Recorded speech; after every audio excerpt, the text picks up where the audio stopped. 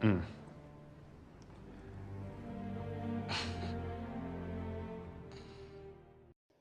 กจังไดตัวใดเด้มันมาเขียนด่ากูเนี่ยฮะบักส้นตีนมึงเอ้ยออกมามันก็ได้ปีแล้วไว้ยศตอนในพังกระเท่าเนี่ยเดี๋ยวนี้จังมีบักได้มาหาลูกสาวเฮาอยู่นี่มึงเป็นไพ่บักกันนี่สบายดีพ่อใหญ่คุณศิรจีมึงมาเฮ็ดดิช่องมาพาลูกสาวเจ้าไปเที่ยวมึงมาช่างก่อนมาพาลูกสาวเจ้าไปเที่ยวมึงอายุจักปีกำลังอายุ15พะเท่ารังโอ้บักป่ามึงเอ้ยกูบอกมึงอายุ30หน้าคือหยังคอย15เด้ถ้ามึงอายุ15ดีเฮามึงก็ต้องใหญ่เพราะกูตรวจเบิ่งตอนนี้มึงเอาหำไปใส่หาจังได๋ก็หาบ่เห็นหำมึงเอาไปใส่ปะหรือว่ามึงเสียงหำได้มึงสูบซ่ามาบ่หรือว่ามึงดมกาวมึงติดยานำบ่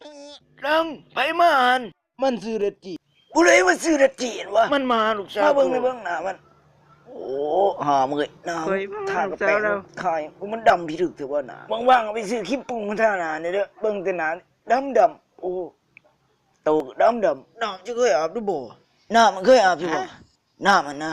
น้ามึงเคยอาบน้ำอยู่บ่บักดำมึงฮะช่างหาเรื่องมันนะ มันซื่อๆมันเคยอาบน้ำอยู่บ่มาเที่ยงอยู่ไกลร้านกูมึงคุยขึ้นมาเด้มึงสิคุยจังไดฮะมึงสิคุยจังไดบักเหี้ยมึงเอ้ยสิบอกให้กูเว้ย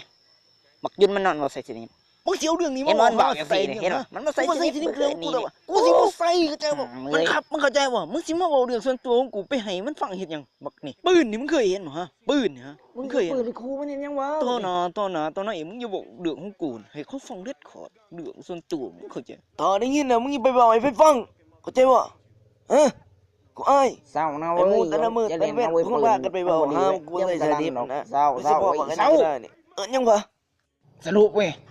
พาลูกสาวกูมาก่อน4 โมงแหละเข้าใจบ่ถ้า4 โมงแรกมึงยังมาบ่ทันได้ฮอดเดือนกูก็บักยืนสิพากันย่างไปหามึงฮอดเดือนป้าไปฮอดกูสิย่างไปกับมันน่ะกูสิย่างไปเด้ถือปืนโจกสนามมึงน่ะกูสิเอาปืนยิงปังตายบอกแล้วให้ชื่อเมียเด้อเว้นน่ะเมียงมาแล้วนางยืนจะพักกันเว้ายังให้เขาหั่นนะเมียมาจะเว้าเรื่องที่เฮาคุยกันให้เมียเฮาฟังเด้อเดี๋ยวเมียเฮาหายไปผู้ใดผู้บ่าวน่ะแต่ละเลออย่าไปบอกให้ผู้ใดฟังเด้อเคยบ่บอกดอกมึงอย่าเว้าเล่นขาดเที่ยวให้ม่วนเด้ออีนางไปกันไปดีๆเด้อคิดถึงอยู่ว่ามาเฮือนหลังนี้ว่าจะไม่เว้ยเสี่ยวยนกูนี่งอนนี่ม่วนจิมหายเลยเว้ย